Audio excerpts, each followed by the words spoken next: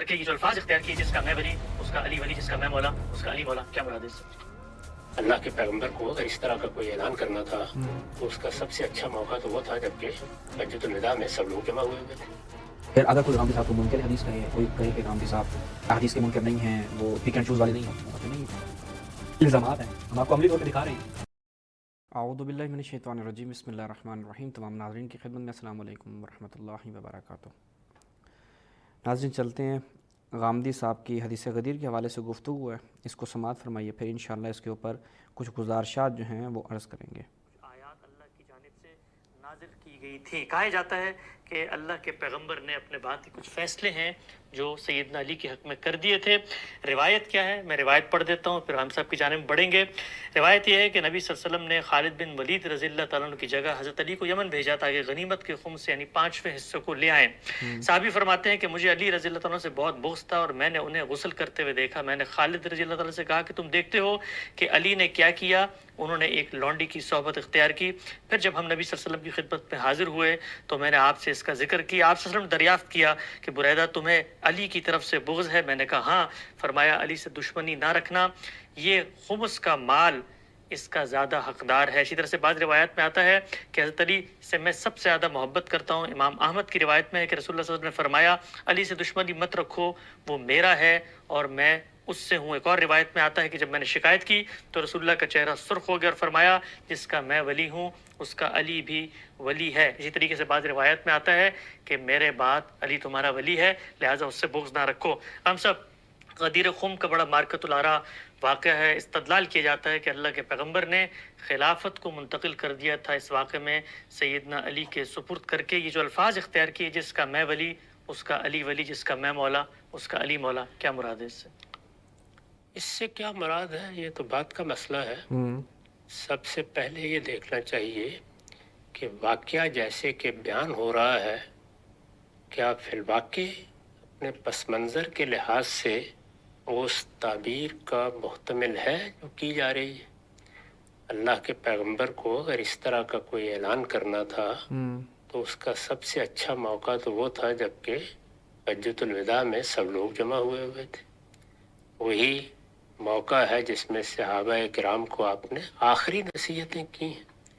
وہی موقع ہے جب آپ نے لوگوں سے یہ عہد لیا ہے کہ میرے بعد تم اللہ کی کتاب کو مضبوطی سے پکڑے رکھو گے۔ لوگوں کو اس بات کی تاکید کی ہے کہ وہ ان حدود کے پیرو رہیں گے جن پر آپ نے ان کو کاربند رکھا ہے۔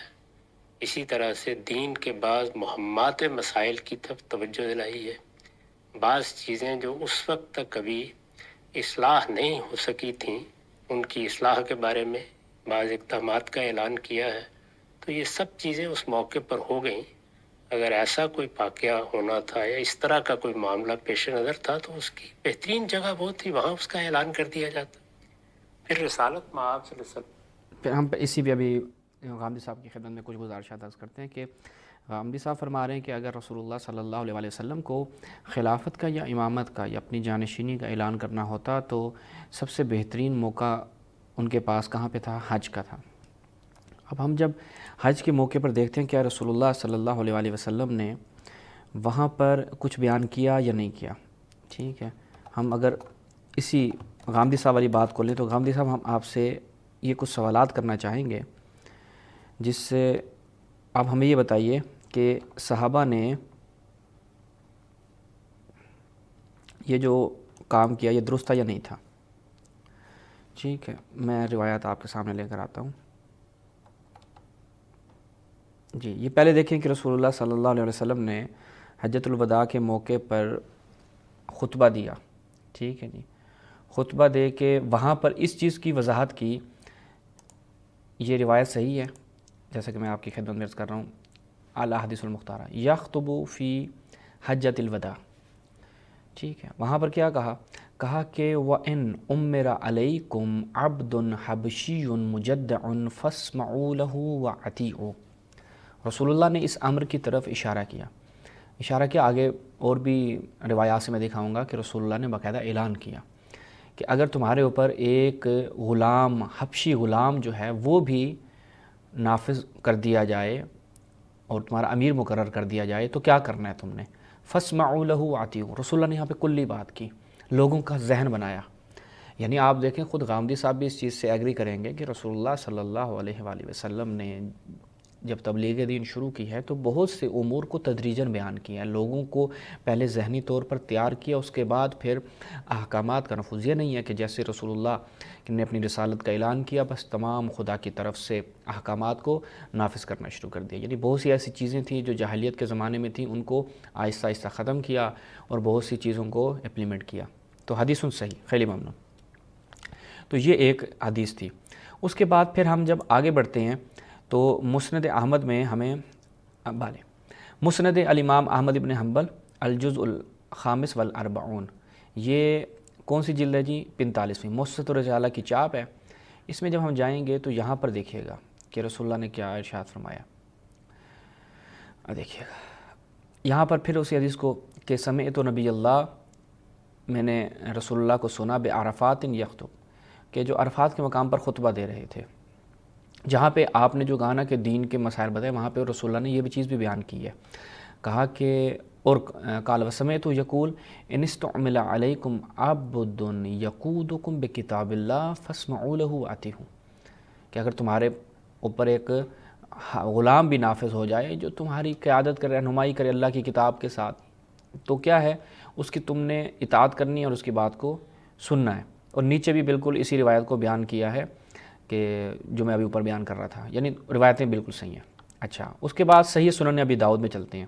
یہ صحیح سنن ابی داؤد البانی کی تحقیق کے ساتھ یہاں پہ دیکھیے کہ رسول اللہ نے جب ارشاد فرمایا، آپ کہتے ہیں بہترین جگہ تھی مکہ، اب مکہ میں رسول اللہ نے حج کے مقام پر یہ ساری جو ہے وہ لوگوں کی ذہن سازی کی ہے، رسول اللہ نے بیان کیا ہے، جن روایات سے آپ نے یہ چیز بیان کی، ذریعہ بات ہے روایات سے بیان کی ہے نا آپ نے یہ چیز، کہ رسول اللہ نے جہاں پر دیگر امور کے بارے میں بتایا، دیگر نصیحتیں کی، ہم بھی انہی روایات کا سہارا لے رہے ہیں جن روایات کا آپ نے سہارا لیا۔ تو لہٰذا کوئی یہ کہے کہ بھئی غامدی صاحب نے ایک اسٹیبلش ہسٹری کو پکڑ لیا، یہ فلاں، نہیں، ہم انہی روایات سے کلام کر رہے ہیں کہ جو غامدی صاحب روایات بیان کر رہے ہیں انہی روایات میں یہ چیز بھی آئی ہے۔ پھر دیکھیے گا یہاں پہ کیا ہے، جابر بن سمرہ کہتے ہیں سمعت رسول اللہ یقول لا یزال ھذا الدین عزیزا الا 12 خلیفہ، کہ یہ دین جو ہے وہ ہمیشہ قائم و دائم رہے گا، پابرپا رہے گا جب تک 12 خلفاء ہوں گے۔ اچھا، جب یہ رسول اللہ نے بات کی، اب دیکھیے گا آپ کہتے ہیں کہ مکہ ایک ایسی جگہ تھی جہاں پہ یہ کر دینا چاہیے، تو رسول اللہ نے یہ کیا، آپ نے خواہش کی، رسول اللہ نے بتایا کہ میرے یہ دین ہمیشہ جو ہے وہ قائم و دائم رہے گا، عزیزاً منیعاً رہے گا جب تک 12 خلفاء ہوں گے۔ اب یہ 12 خلفاء کے متعلق جو رسول اللہ فرما رہے ہیں، اس کے بعد کیا ہوا؟ قال فکبر الناس وزجوا، لوگ نے تکبیریں اور شور شرابہ شروع کر دیا۔ میرا سوال آپ سے یہ ہے غامدی صاحب، آپ کہتے ہیں کہ وہ بہت بہترین مقام تھا مکے کا، مکے میں ہر عام و خاص اس طرح کے افراد جمع ہوتے ہیں کہ جو مختلف بلاد سے آئے ہوئے تھے، ٹھیک ہے، ان میں صحابہ، غیر صحابہ، یعنی ایسے افراد کے ان کو صحبت اگر حاصل نہ بھی ہو تب بھی ہم کہیں گے بادیاں نشین، اس طرح کے لوگ آئے ہوئے تھے جو تازہ اسلام میں داخل ہوئے تھے، اس طرح کے۔ اب انہوں نے کیا کیا، کہا کہ اس قدر شور شرابہ کیا کہ ثم قال کلمۃ خفیفہ، پھر رسول نے ایک ہلکا کلمہ، رسول اللہ نے بالکل اسی انداز میں کہا لیکن ان کو سمجھ میں نہیں آیا، کہا کہ کیا کہا کلہم من قریش، بھئی وہ سب کے سب قریش سے ہوں گے، یہ کہا۔ خیلی ممنون۔ اچھا، اب دیکھیں کہ یہاں پر یہ دیکھیں، پھر اگر ایک اور روایت دکھاتے ہیں ہم آپ کو، مسند الامام احمد ابن حنبل الجزء الرابع والثلاثون، یہ اس کی 34ویں جلد ہے، موسط رسالہ کی چاپ ہے، حدیث نمبر جو ہے وہ 20,937 ہے، صفحہ نمبر ہے 476۔ حدیث صحیح ہے، اسناد اگرچہ ضعیف ہے لیکن یہاں پر کتوب ہے، یہاں پر مطابعت موجود ہے۔ جابر بن سمرہ سے ہے کہ رسول اللہ نے عرفات کے مقام پر خطبہ دیا، ٹھیک ہے، اور ایک مقدمے کی حدیث میں ہے کہ منا کے مقام پر دیا۔ لا لن یزال ھذا الامر عزیزا ظاہرا حتی یملک 12 کلہم، جب تک وہ 12 خلفاء نہ آ جائیں۔ ثم لغت القوم وتکلموا، قوم نے شور شرابہ شروع کر دیا، رسول کی گفتگو کے دوران شور شرابہ شروع کر دیا۔ یعنی ہم یہ دیکھیں کہ اگر ایک اسٹیبلش ہسٹری جو غامدی صاحب کی ہے، ہم اس کو دیکھیں کہ صحابہ کا رویہ رسول کے ساتھ کیسا تھا. رسول اللہ کی موجودگی میں شور شرابہ کرنا، آوازوں کو بلند کرنا، رسول اللہ کو نماز کی حالت میں چھوڑ جانا، رسول اللہ کی غنائم کی تقسیم میں شک کرنا، رسول اللہ کی صلح حدیبیہ میں شک کرنا، یعنی یہ ایک روش صحابہ کی رہی ہے. اس کے ایک نہیں دسیوں موارد ہمیں ایسے دیکھنے کو ملتے ہیں. ٹھیک ہے کہ صحابہ خود رسول کے سامنے کس قدر جسارت کیا کرتے. اب وہ کہتے ہیں فلم افہم قولہ بعد کلہم، یعنی کلہم کے بعد مجھے سمجھ نہیں آیا. ٹھیک ہے تو وہ میں نے کہا کہ میں نے اپنے والد سے پوچھا یہ آبتا ما بعد کلہم کا کلہم من قریش، وہ سب کے سب کس سے ہوں گے؟ قریش سے ہوں گے. ٹھیک ہے خیلی ممنون. تو یہاں تک یہ غامدی سب چیز سمجھ میں آ گئی کہ اب میں ایک اور روایت آپ کو دکھاتا ہوں کہ جس سے پتہ چلے گا کہ رسول اللہ صلی اللہ علیہ وسلم نے اور وہاں پہ کیا ارشاد فرمایا. یعنی آپ کہتے ہیں فقط کہا کہ نماز، روزہ، حج ان چیزوں کی پابندی کی نصیحت، کے نہیں. صحیح ترمذی، یہ صحیح سنن ترمذی ناصر الدین البانی کی تحقیق کے ساتھ یہاں پہ دیکھیے گا باب مناقب اہل البیت میں کیا بیان کرتے ہیں. توجہ کیجیے گا. غامدی صاحب کہتے ہیں رأیت رسول اللہ صلی اللہ علیہ وسلم فی حجتہ یوم عرفہ. ٹھیک ہے اور وہ ایک اونٹنی کے اوپر سوار تھے، ایک اونٹ پہ سوار تھے. فسمعتہ یقول یا ایھا الناس انی قد ترکت فیکم ما ان اخذتم بہ لن تضلوا، اگر ان سے تمسک کرو گے تو کبھی گمراہ نہیں ہوگی. کتاب اللہ و عطرتی اہل بیتی. آپ کہتے ہیں پس منظر دیکھے، میں نے پس منظر دیکھا. میں غامدی صاحب کا ایک فالوور، خیلی ممنون، میں غامدی صاحب کا ایک فالوور کہ جو غامدی صاحب نے جس اپنی گفتگو کو جس بیس پر جو ہے وہ اسٹیبلش کیا ہے، ہم اسی کو لے کے آگے چلتے ہیں. وہ کہتے ہیں کہ ہمیں پس منظر کو دیکھنا ہوگا. میں نے پس منظر کو دیکھا. پس منظر کو جب دیکھا تو رسول اللہ نے کہا کہ اگر تمہارے اوپر حبشی بھی مقرر کر دیا جائے، یعنی کیا مطلب ہے؟ اعتراض نہیں کرنا. بھائی ہم جب کہتے ہیں نا یار اگر تمہارے اوپر کوئی بھی آ جائے تم نے وہ چیز ماننی ہے، یعنی کیا مطلب ہے؟ میں ابھی اس بندے کو مشخص نہیں کر رہا لیکن اس بندے کے ذہن کو آمادہ کرنے کے لیے کہہ رہا ہوں کہ یار تم نے اس کی بات ماننی ہے، وہ کوئی بھی بات کر رہا ہے. ٹھیک ہے وہ نہیں دیکھنا کہ تو کون ہے. یعنی یہ نہ ہو کہ پھر لوگ آ کے اعتراض کریں کہ بھائی رسول اللہ کے ساتھ ایسا ہوا جب کہا کہ تمام دروازے بند کر دیے جائیں سوائے علی کے دروازے کے. لوگوں نے کہا کہ یہ آپ اپنی طرف سے بات کر رہے ہیں، یہ اللہ کا پیغام ہے. لوگ آ کے شک کرتے تھے. اقربا پروری کا الزام کیا نہیں لگایا رسول اللہ کے اوپر صحابہ نے؟ حضرت بخاری کی روایت ہے کہ حضرت زبیر کے حوالے سے کہا یہ تو آپ کی پھوپھی کا بیٹا ہے اس لیے آپ اس کو فیور دے رہے ہیں. یعنی یہ صحابہ، ایک صحابی اور حضرت زبیر کا پانی کے مسئلے میں جو ہے وہ آپس میں اختلاف ہو گیا. تو وہاں پر بخاری کی روایت کیا کہتی ہے کہ اس بندے نے جب رسول اللہ نے کہا کہ بھئی آج جو پانی لگانے کی باری ہے زمینوں کو یہ آپ اس کی ہے، زبیر کی ہے، تو صحابی نے کیا کہا؟ رسول پر اکبر پروری کا الزام لگایا کہ آپ اکبر پروری کر رہے ہیں. اب آپ کہیں وہ صحابہ ایسا نہیں کر سکتے؟ بھئی کیوں نہیں کر سکتے؟ کیا ہے انہوں نے.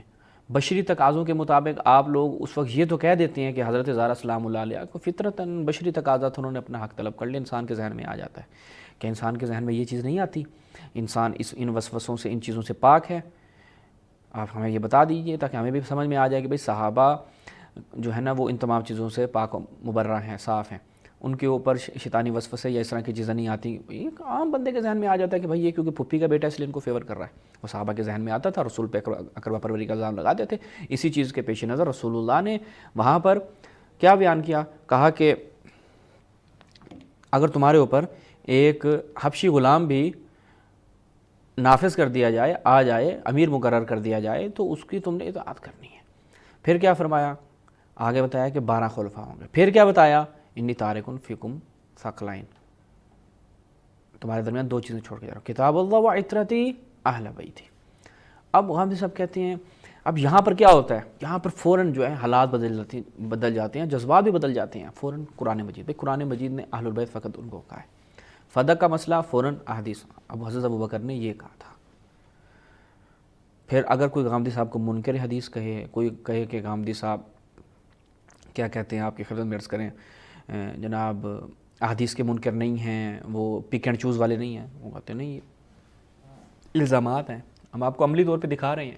بھئی ابھی آپ نے غدیر کا مقدمہ جن چیزوں پر آپ نے قائم کیا ہے انہی چیزوں کو ہم نے آپ کے سامنے بیان کیا. تو اس کے مطابق کیا چیز سمجھ میں آتی ہے کہ رسول اللہ مکہ میں اعلان کر دیتے ہیں. اب ہم دیکھتے ہیں اسی مکہ میں اعلان کرنے کے حوالے سے مکہ میں اعلان کیوں نہیں کیا.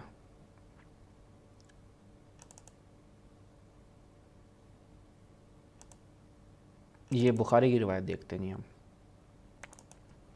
یہ صحیح بخاری ہے جی. کہتے ہیں حضرت عمر آخری حج میں سنہ 23 ہجری ان کے ساتھ تھے. وہ میرے پاس لوٹ کر کہا کہ کاش تم شخص کو دیکھتے جو آج امیر المومنین کے پاس ہے. اس نے کہا امیر المومنین کہ آپ فلاں صاحب سے یہ پوچھ تاچھ کریں گے جو یہ کہتے ہیں کہ اگر عمر کا انتقال ہو گیا میں فلاں صاحب طلحہ بن عبید اللہ سے بیعت کروں گا. اب یہ انہوں نے اپنی طرف سے فلاں صاحب کا ترجمہ کیا جو کہ غلط کیا، کیونکہ واللہ حضرت ابوبکر کی بغیر سوچے سمجھے بیعت تو اچانک ہو گئی اور پھر وہ مکمل ہو گئی. اس پر حضرت عمر بہت غصہ اور کہا انشاءاللہ میں لوگوں سے خطاب کروں گا اور انہیں لوگوں سے ڈراؤں گا جو زبردستی سے دخل در معقولات کرنا چاہتے ہیں. حضرت عبد الرحمن بن عوف نے کہا اس پر میں نے عرض کیا یا امیر المومنین ایسا نہ کیجیے، حج کے موسم میں کم سمجھی اور برے بھلے ہر ہی قسم کے لوگ جمع ہیں، اور جب آپ خطاب کے لیے کھڑے ہوں گے تو آپ کے قریب یہی لوگ زیادہ ہوں گے، اور مجھے ڈر ہے کہ آپ کھڑے ہو کر کوئی بات کہیں اور وہ چاروں طرف پھیل جائیں لیکن پھیلانے والے اسے صحیح طور پر یاد نہ رکھ سکیں، ٹھیک ہے، اور اس کے غلط معنی پھیلانے لگے. اس لیے مدینہ منورہ پہنچنے تک کا انتظار کیجیے. پہلی چیز ہے کہ خود صحابی رسول جن کی فہم جو ہے وہ غامدی صاحب سے، بہر میں ہر شخص کہے گا کہ بھئی صحابی کی فہم غامدی صاحب سے بہتر تھی، اور یہ اشرا مبشرہ میں سے بھی ان کے صحابی کاؤنٹ ہوتے ہیں. خیلی ممنون.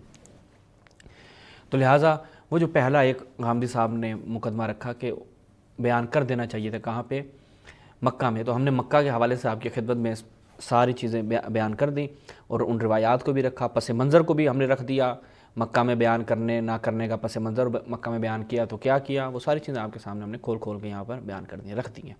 تو بس پہلی جو غدیر کے اوپر غامدی صاحب کا اعتراض تھا وہ ہم نے آپ کی خدمت میں تفصیل سے بیان کر دیا. انشاءاللہ اگلی قسط میں ہم غامدی صاحب کی گفتگو کے اگلے مرحلے میں داخل ہوں گے. ہم مختصراً گفتگو کر رہے ہیں تاکہ سننے والوں کو ایک ایک اشکال کا جواب ملتا رہے، ایک ایک اعتراض کا جواب ملتا رہے. اسٹیپ بائی اسٹیپ آپ چلیں گے تو انشاءاللہ آپ کو گفتگو سمجھنے میں آسانی ہوگی. اسی پہ اکتفا کرتے ہیں. انشاءاللہ اگلی قسط میں غامدی صاحب کے مزید جواب عرض کریں گے.